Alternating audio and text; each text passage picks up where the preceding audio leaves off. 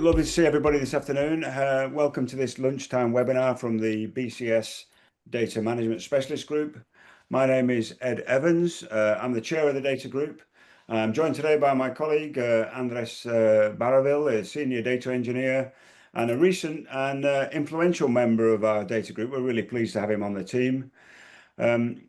Before I introduce the topic this afternoon, I just want to advertise our next event. So we're going to have our open annual general meeting on the 10th of December, just adding more people as they come in here.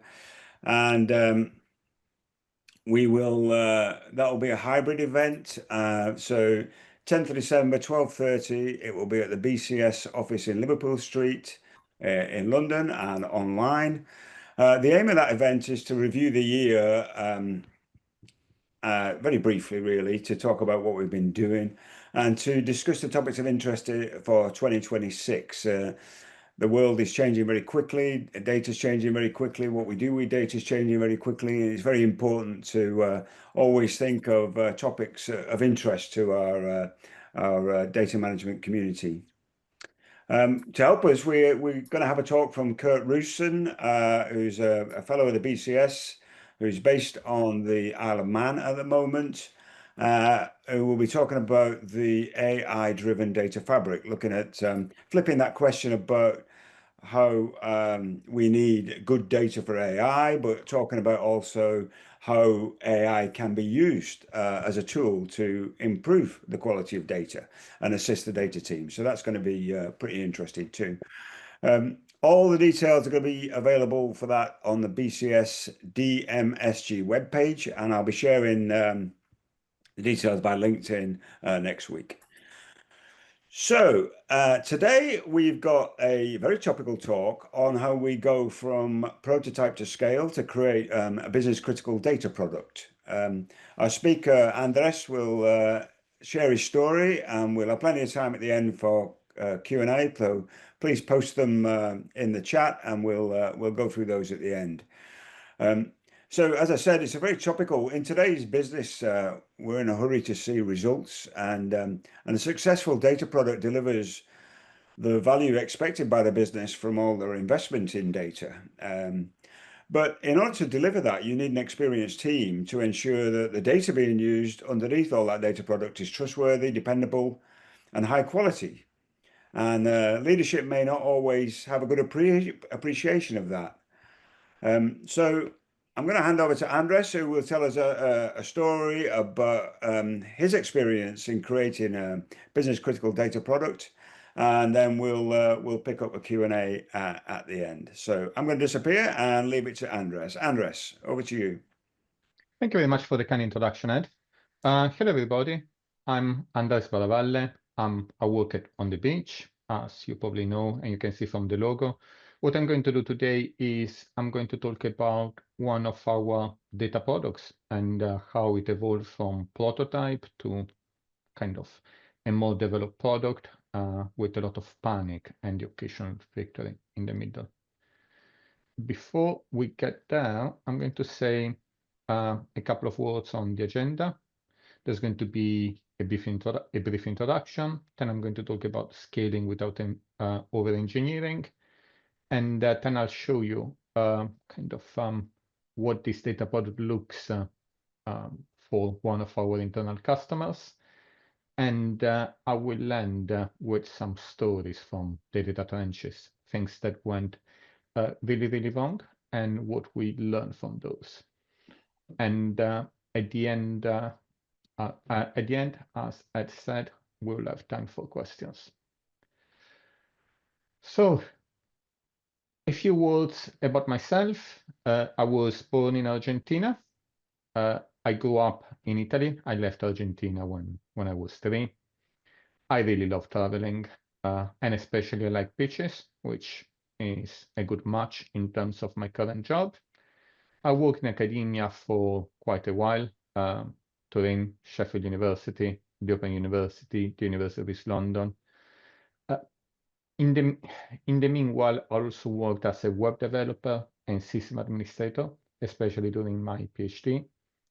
In 2018, I left academia and I moved to Akamai Technologies, which is a cloud computing company, where I worked as an engagement manager. Security and web are two areas that are kind of very close to my interest. In 2021, I left Akamai and I joined that On the Beach, where I had a couple of different roles, and I'm currently a principal data engineer. A few words about On the Beach. On the Beach is a quite large company here in UK in the travel sector. It's one of the largest when it comes to package holidays. While some of our customers book hotel-only holidays, most of our customers book what we call package holidays. A package holiday for us is something that combines typically a flight and an hotel booking. And in some cases, it may include luggage, transfers, on other extras. On the Beach doesn't have an airline. It's a pure online travel agent, and its focus is on challenging existing players. And that's what we've been doing for over 20 years. While it's a travel company, and it may sound strange, but there are a lot of people that work in tech and product. It's actually the majority of our headcount, with over 300 people nowadays working in tech and product.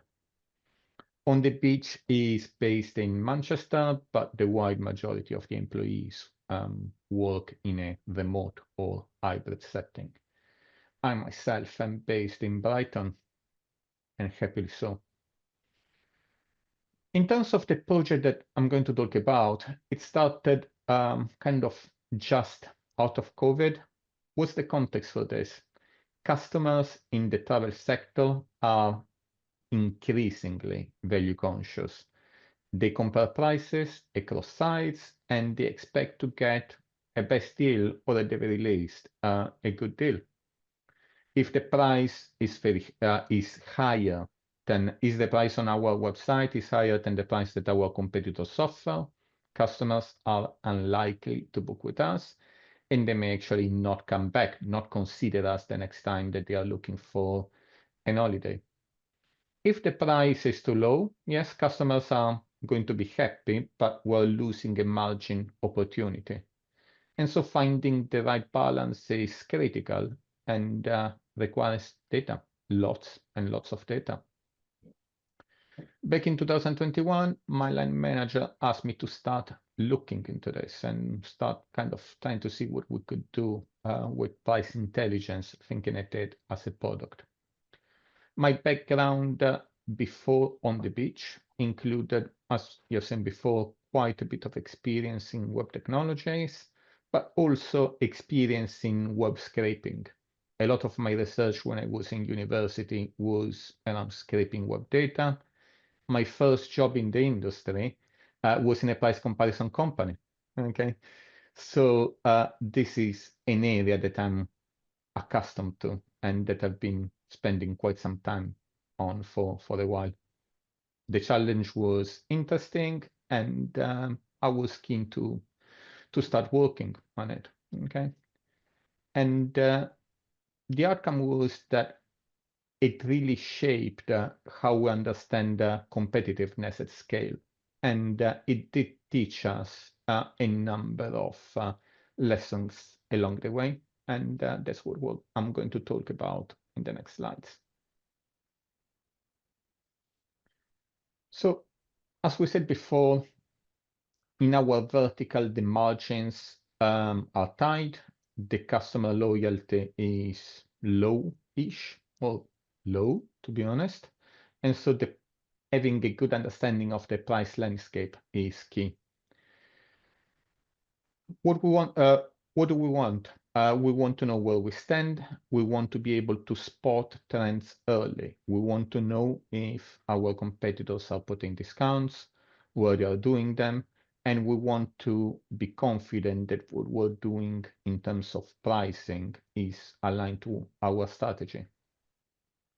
What do we need for that? We need collecting, processing, matching, and analyzing incredibly large volume of data. We cover multiple competitors, travel periods, different products and destinations. We do that through a mix of in-house and third-party data acquisition. So, how did they start? It started slowly, okay? And it started as a lot of data products with Excel. When I was asked to start working on this, on the beach, I'd been receiving price intelligence through a mix of methods, but the data was analyzed at the time by our finance team, and think pretty much at an Excel file with lots of columns and a few thousand rows. That's probably the type, that's probably where Excel really wins compared to other data tools, okay? But that as price intelligence started moving forward, the setup was unmanageable. We were ready to move out of the setup as quickly as possible, but it was the starting point. You can see some of the things that you can see here on the screen are not that different from what our internal customers still want to know now. So what they want to know is who is the cheapest person for a specific holiday, what's the difference in price, what's the variance, and so on, okay? And as you can probably see from the columns in the middle, we are looking at like-for-like comparisons. We are trying to match our holidays with the same holiday in a competitor. So how did we move forward? At first, in early 2022, we had to deliver and deliver quickly. We started with a monolithic ETL, and I'm not proud of the order in which the letters ET and L are over there in the second line in the table, but that's the reality. That's what we had at the time. Monolithic ETL, data storage on SQL Server, and kind of a graphical user interface on Power BI. At the time, we went up to roughly 20,000 rows per week to engagement with our supplier.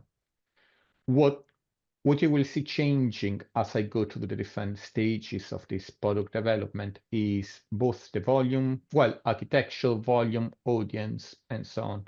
This started as a product that was used by finance and supply, but quickly other teams started wanting a stake and having an interest in the data.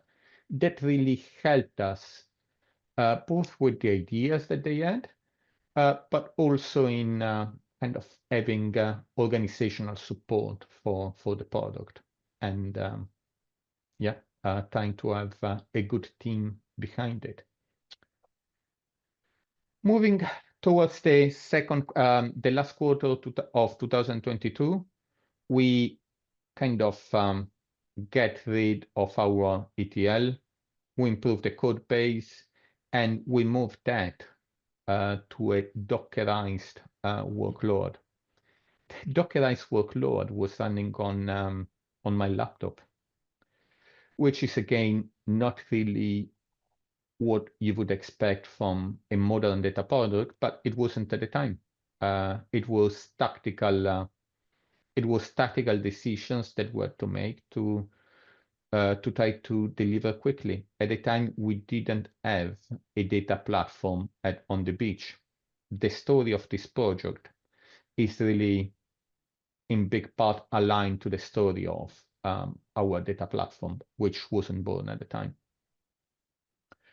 What we did introduce, though, in 2022 was source control and finally some tests, okay, which is the very basics.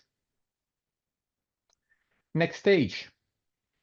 In the beginning of 2023, we start having access to our to a new data platform. It was still a POC, a proof of concept at the time, but it really allowed us to start scaling very quickly in terms of the amount of data that was ingested, but also in terms of the architecture. We went from something that was hosted on my laptop to something that was hosted across AWS and Databricks. We also switched a price intelligence supplier, and I'm going to talk more about why in the things that went wrong section. It was not a good time. Towards the end of the year, our data platform was really maturing, and we could move to a stage in which this product went to be fully hosted on Databricks. What it gave me was one platform to look after. I didn't have to worry about deploying Lambdas and Event Bridge stuff on AWS, but I could have everything on Databricks using the native orchestration. The team at Databricks has been really helpful in this phase, and we've been lucky in having a very good account manager. This was one of the first projects that we onboarded in Databricks. As you can see, the volume increased massively. By the end of 2023, we were at 4 million data points per week. Why the volume? Why this increase in volume? As we were onboarding a wider audience, everybody was coming with different angles. We don't quite have a single lens on price intelligence, but in fact, we help different teams in getting the insights that are meaningful for them. Okay, marketing wants really to have a feeling of where we are the cheapest. They want headlines for search engine optimization. Supply is a complicated use case. A lot of what supply does has to do with the fact that our vertical is complicated and we need to monitor contractual obligations and contractual agreements, okay? And finance, they want to know how do we compare versus our competitors. What we did also add by September 2023 is data validation. Data quality is incredibly important. Being able to drop outliers, for example, okay, or delay showing data if the data hasn't fully reached the data platform. Those things were key. And by that time, we also were able to monitor jobs and be notified if things were failing rather than having to check manually all the time. By February 2024, we have 1 million data points per day. Product also starts being interested in what they can get out of this pricing data. For example, they wanted to know gaps in our offer. Are we selling everything that our competitors sell? Yes or no? Where are gaps? Are customers not buying something on our website because it's available on the website of our competitors, but not on ours? And by this time, what we have is we start having a substantial number of dashboards for the different teams and goal tables that are used downstreams by by other developers.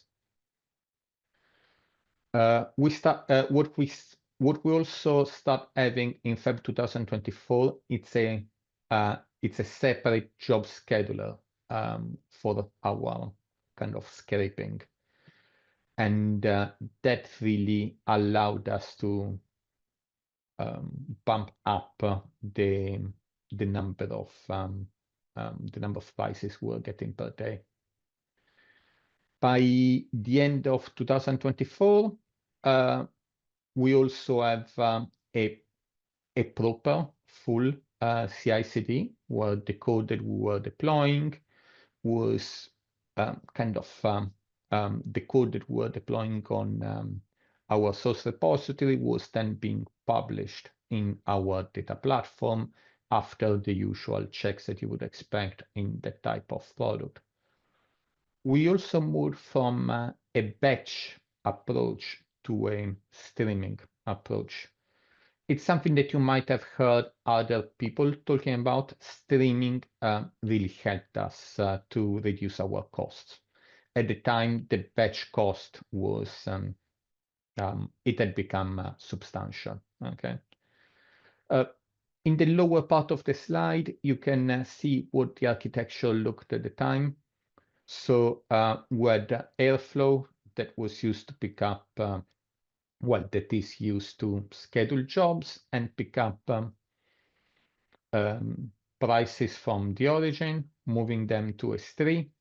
And from S3, they went on Databricks. At the same time, at that time, I developed a ad hoc product to hit our GraphQL endpoint and get our prices with increased precision and without having to rely on third-party sources. Up to that point, we're using a third-party product to monitor our own prices. Can you share more? Daniel, that's a great question. It has to do with the way in which it has to do with the way in which we organized our architecture. It is. I'll show some numbers later, but what I can tell you is moving from batch to streaming forced us to rethink at how we were ingesting the data. Okay, and by rethinking how we were ingesting the data, we were looking at smaller batches of data, and overall the cost decreased. Thank you for the question, by the way. End of 2024, we started hitting a bit of a hiccup. We started having, in the last quarter of 2024, a lot of the data that was coming through from a specific competitor, was dirty. It was unusable. So we started, we really improved our quality checks, but we also started using LLMs for data curation. So we embedded LLMs in some pipelines to make to support all our efforts in terms of data curation. The data is this type of data is what something only fits sufficiently clean. If it's not sufficiently clean, then it's worth pretty much nothing. And by this time, we have roughly 3 million data points per day. Current year, in May 2025, we onboard even more competitors and we onboard more destinations. There was also a work stream to improve the mapping. What do I mean by improving the mapping? Keep in mind that an hotel will have different names in different suppliers, but it will also potentially change name across different suppliers. Okay, I'm talking about hotels, but that's the same for destinations. When a competitor changes the name of the destination, or when we change it, that can create complexities. Is there a saturation point where adding more competitors data does not realize a benefit? Potentially, we, in this specific case, were to add, we opened ourselves to the Irish market. And so we had to onboard a competitor for Ireland. Okay, pretty much the decision that has been made is that each time when we have a new market, a new product, we will be monitoring prices. So we open for Ireland. We want to kind of compare ourselves versus somebody that is selling holidays in Ireland. In terms of the increasing costs, interestingly enough, if I compare our costs today compared to our costs in 2024, same time of the year, they have decreased. We've been better at leveraging on the platform. So although the amount of data is increasing, the costs are not. We have been able to dedicate enough time not to increase the costs. We got to October 2025. Right now, we are well north of 7 million data points per day. This week, I had to onboard, well, this week it was decided to onboard some additional groups of travelers. That's because you might be competitive for couples, but you might not be competitive for families. There are different reasons for that, but that's the reality. We also looked at having at modeling.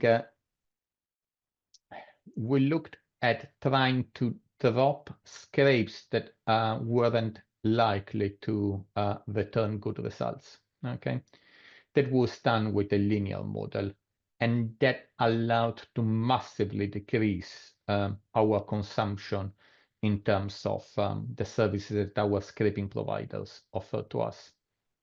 We also started having prod and dev environments for the new components.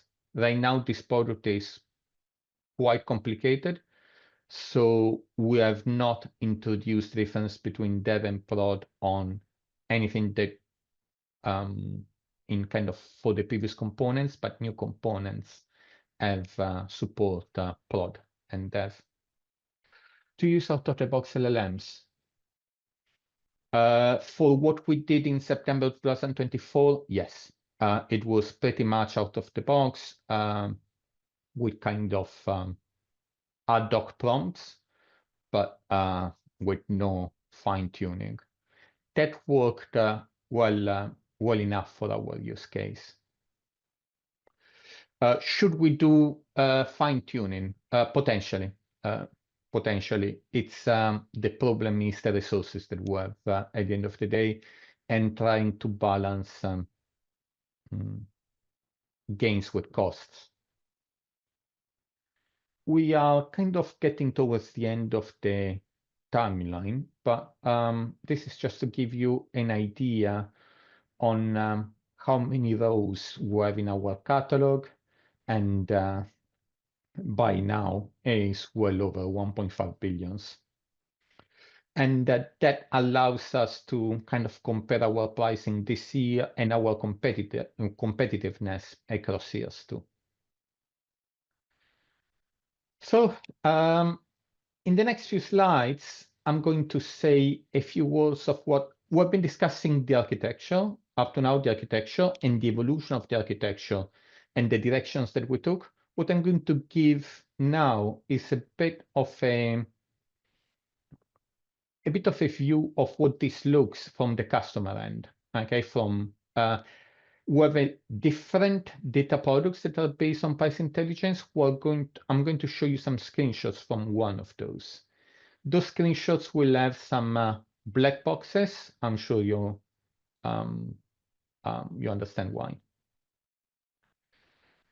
So right now, as I've been saying throughout the presentation, we have two types of main products when it comes to price intelligence.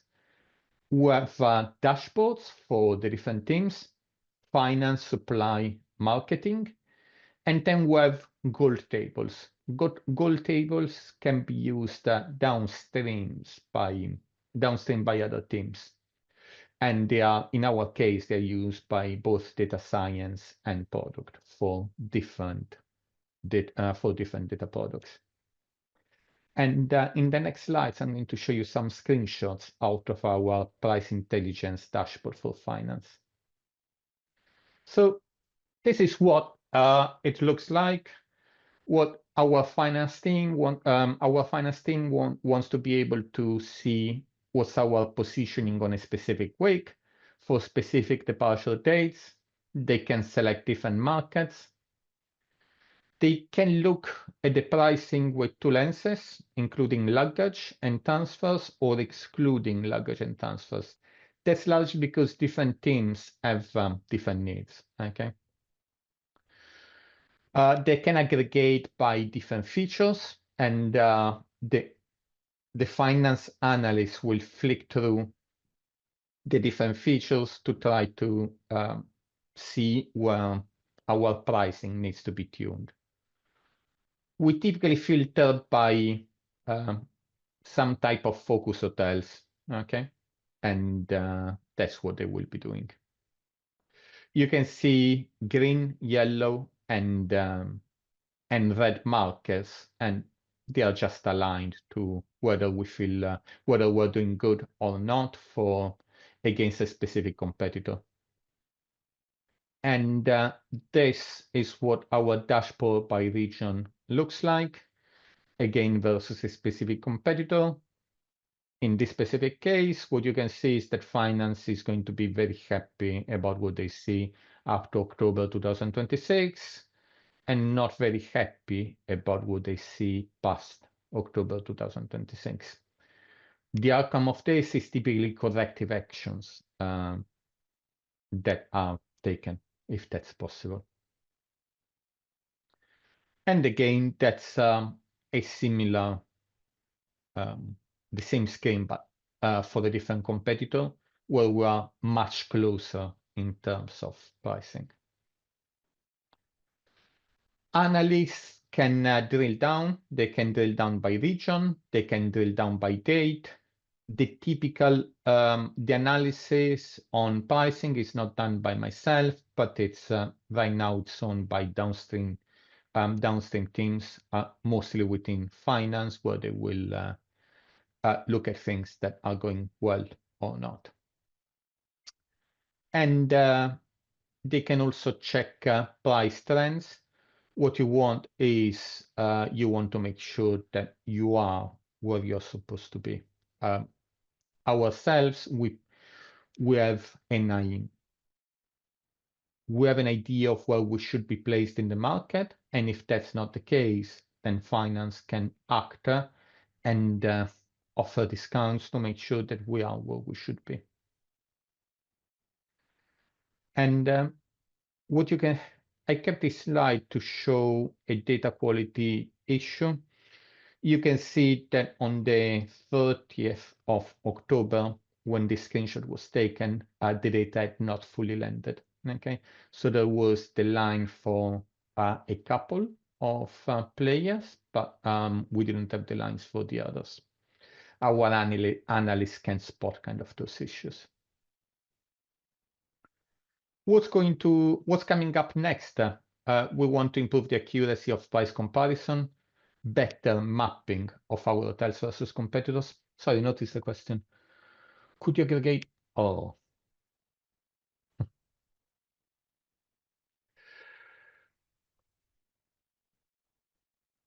David, that's a good question.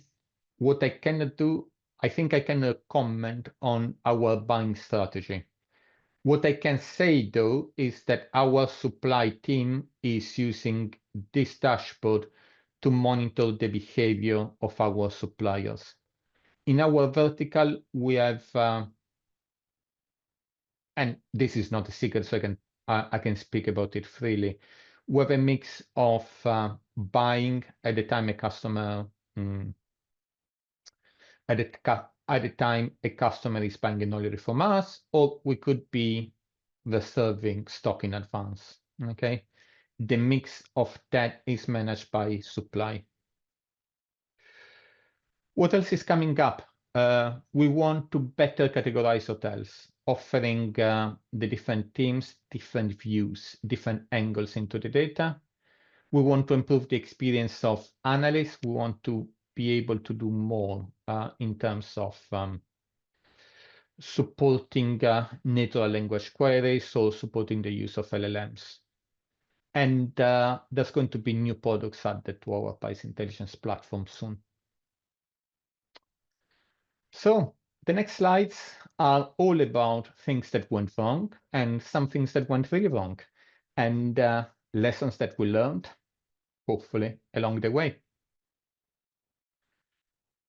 First one, and admittedly one of the worst ones, was September 2024, when we spent just under 3K on Databricks in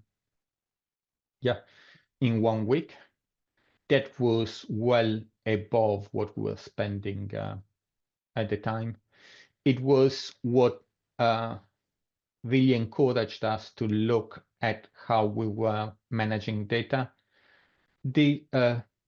A request came through at the time to add a feature, and adding that feature really massively increased our costs, but actually forced us to be more conscious. And you can see in time our cost actually decreased over and over. The day we deprecated tons of data. If you remember, at the beginning of my presentation, I spoke about how at some point we changed price intelligence supplier. What happened is that at some point, we realized that our understanding of some of the features of the data that we were receiving weren't quite aligned to what we thought they were. So we thought that we were getting a specific type of price, but that price wasn't what we thought it was. What was the outcome? I told my stakeholders that I was deprecating all the data from that supplier since the beginning of time. Luckily, we were already working with a different supplier, and we didn't have that type of problems with the new supplier. But the important lesson that here was keep asking questions to your suppliers, keep asking questions about data, make sure that you audit the data that your suppliers are giving you. Don't ask the data at face value. In our case, the data we were receiving wasn't what we thought it was. This year, we caused a denial of service on the website. That wasn't a fun day to be in my shoes. Engineering get changed a system in a backend system that we were using. Those changes meant that there were more queries that were sent downstream to our suppliers. Nothing had changed on our end. Okay, the number of hits that were sending to our GraphQL endpoint was constant. What had changed was the behavior of the engineering systems once they were hit by us. And it was early in the morning, around 6 in the morning, but we did cause a small denial of service. What we learned to keep talking to engineering, and very similar to what the conversations that we're having with our suppliers is, make sure that you keep repeating what you're doing and how you're doing it. People change, people may not, teams change. Your stakeholders might have left the organization or moved somewhere else and may not, the institutional knowledge of what you're doing might be lost. Yeah, that wasn't a fun day.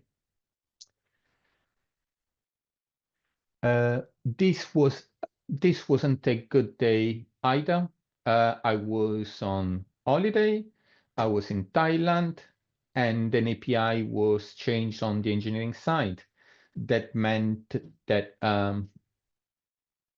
one of our products just failed for several days. Of course, of course. Booked on our own system. What we learned, what did we learn at the time? I've been asking code freezes on backends before myself or the other person that heavily works in this area, if either of us goes on holiday, we ask for a code freeze. We let people know in advance of when we're going to be more than 48 hours away and we ask for a code freeze. And we try to let people know the implications of API changes. We're getting to, we got to the end of the presentation. I want to thank you for all the questions that you've asked while I was talking, but I think we still have about 10 minutes if there are any other questions. Thank you, Andres. I really enjoyed that. Particularly like at the end, the summary there where you talk about some of the difficulties that you experienced on the way through. I've got a couple of questions, but Sure. yeah, please, anybody else, post them on the chat there. We can both see them, and we'll go through those as they come up. Yeah, it's fascinating, Andres. Looking at it from perspective of going from scale to production and the investment that was required along the line. Can you tell me a little bit about how the organization, the leadership was able to deal with the change of what they were looking for from you, and how they were getting the information they needed to make that kind of investment as you went along, and how did that all work together, the governance, if you like? So in terms of stakeholder support, this project started at C-level. So stakeholder support was never a question. This was asked at C-level, and we've been very lucky to have that support from multiple C-level stakeholders throughout the way. At the same time, with C-level support comes a lot of responsibility. Hmm. And that means that when new products are launched or when there are additional questions, we have to be ready to jump quickly. What we typically do is we work with directors and heads of within the organization to discuss exactly whether what we're doing works for them or not. In many Yeah. cases, it doesn't, Ed. In many cases, it doesn't.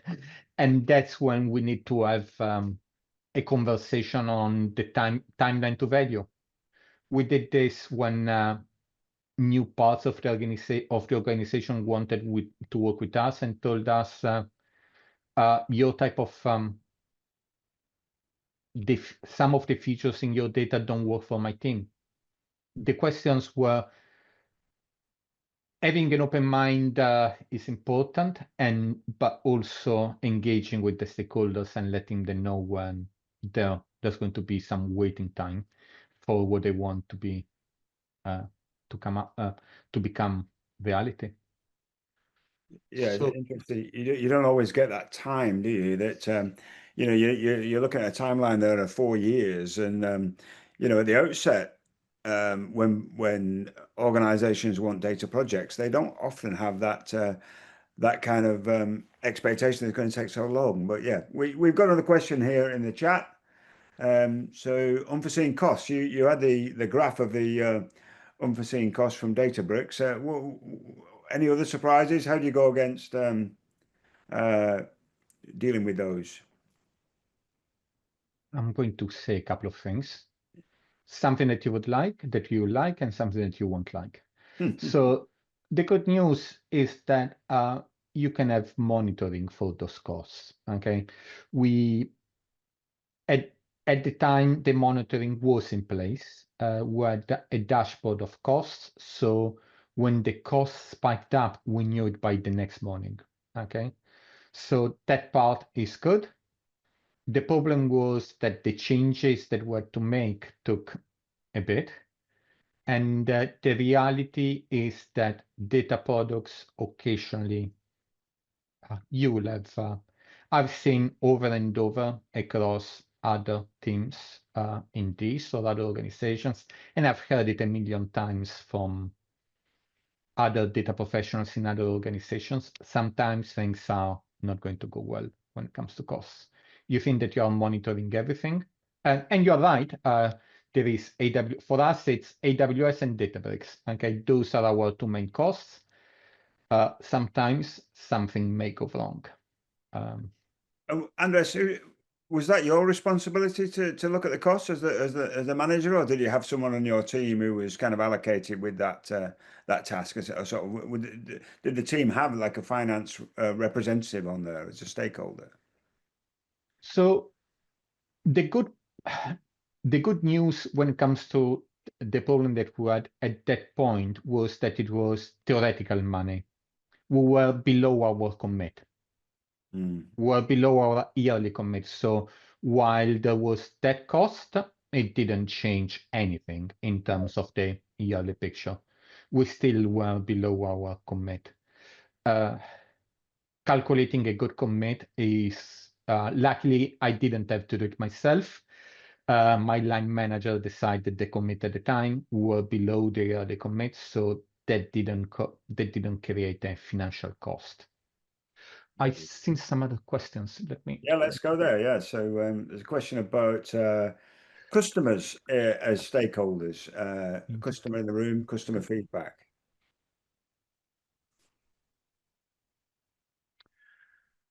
Okay, David, thank you for the question. For us, customers, for this data product, customers are internal teams.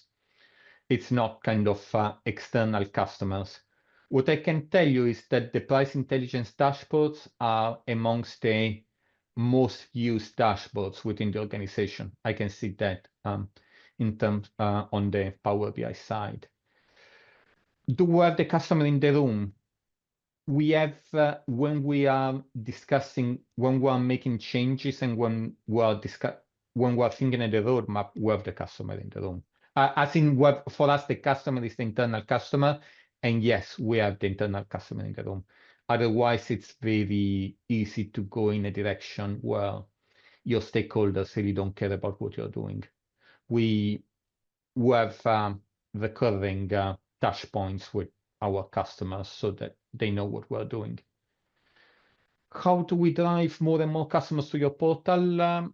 We won't, because there's a finite number of analysts. And at the end of the day, yeah, those are the main audiences. We do want to develop more products based on this data, but in reality, those products will have to be developed downstream from what myself and my team do.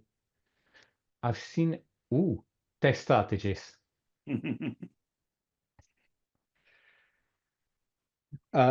We have different type of testings. Okay, there is the basic linting that you're all familiar with.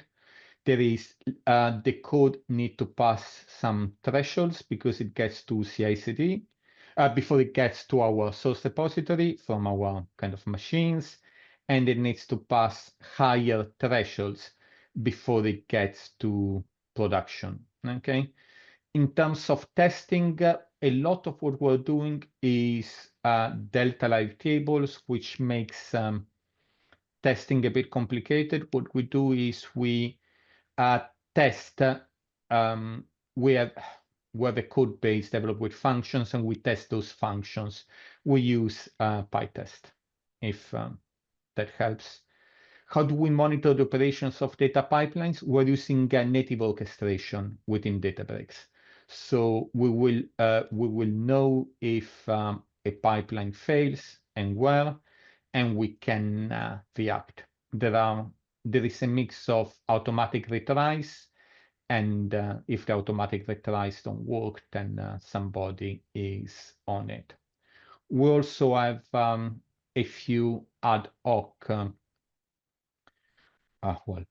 we have multiple ad hoc kind of testing notebooks that we use to test the different parts of the pipeline to make sure that the data that should be coming is coming, and that is coming with the right quality metrics.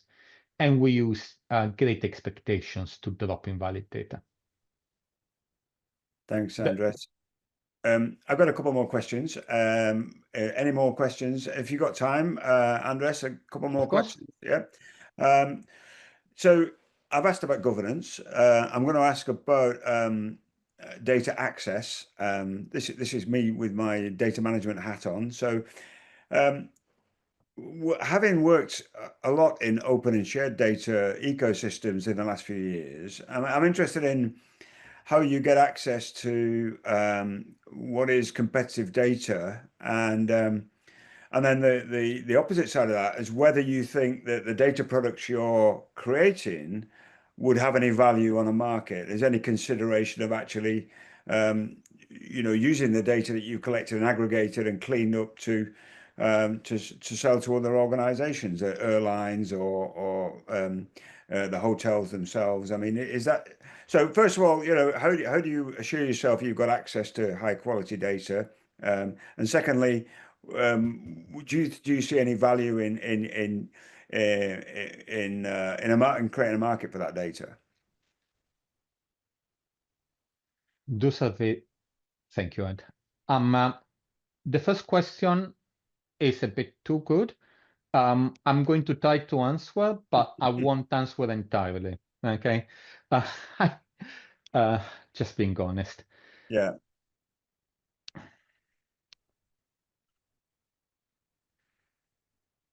We have. I am fairly familiar with the security aspects of acquiring good quality data. I've worked on both sides of the fence, and I've been involved in scraping for decades. I have some sort of idea of what our competitors are doing too, because at the end of the day, we may meet socially, everybody blogs, everybody does seminars like this, so you have a bit of an idea of what they're doing. There are two strategies that you can follow when it comes to competitor price acquisition. One is get it yourself, and the other is get a third-party supplier. Most UK companies are spread across a couple of data suppliers.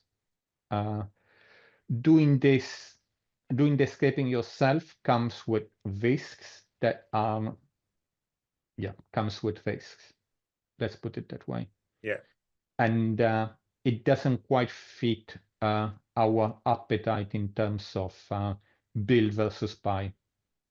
So when it comes to third-party data, buy. Mm-hmm. When it comes to selling this as a product, occasionally we had some thoughts about it. At the end of the day, we think that this can give us a competitive advantage. So no. Certainly, use it yourselves. Yeah, yeah. But what I can tell you is that our competitors are doing exactly the same. Yeah, no, that's fascinating. And then it wouldn't be I wouldn't be uh, in the data management team if I didn't ask about standards. You mentioned a little bit about trying to get hotels to standardize how they provide data to you, et cetera, et cetera. I mean, you talked about then, the community of different organizations. Is the community trying to standardize some of the data sets beyond the airlines, which is all pretty standardized, but in hotels and vacations, how are you managing to try and standardize some of the data sets? This is something I'm working at the moment, Ted.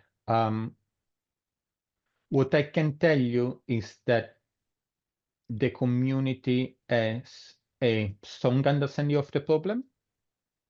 There is today not a community-based solution.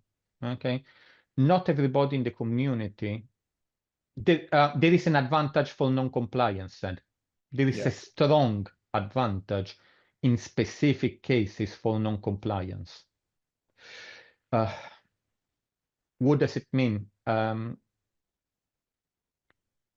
By not, let's suppose that you are a small player, you can get an advantage by changing slightly the name of the rooms and trying to confuse us and or the final user, okay? A small change in name can negatively affect how our kind of systems recognize that room. So you can see large players may want to standardize. Smaller players see an advantage in not standardizing. I see. Kind of broadly speaking. Yeah, no, it's interesting to hear from a sector perspective how Not that's everybody is on board in terms of standardizing. What we do is us and many of our suppliers, but not all of them, work with a specific organization that allows us to map our hotels versus the hotels of our suppliers, not our competitors. There is no interest from. Do you see? Well, listen, Andres, it's been absolutely fascinating. If we don't have any more questions, I just want to say thanks very much. It's really great to hear and your honesty in answering the stories about how the product was developed and the challenge in the sector. Every sector in data management has a different set of challenges, and it's been fascinating to hear, the case study of how you went from starting from scratch all the way to having such a critical business product. So yeah, thanks once again, Andres, and thanks to everybody for coming along and listening today. We'll be posting the talk on our website in the next couple of weeks, and again, thanks, and I hope to see you on the 10th of December for our annual general meeting too. So thanks very much, Andres.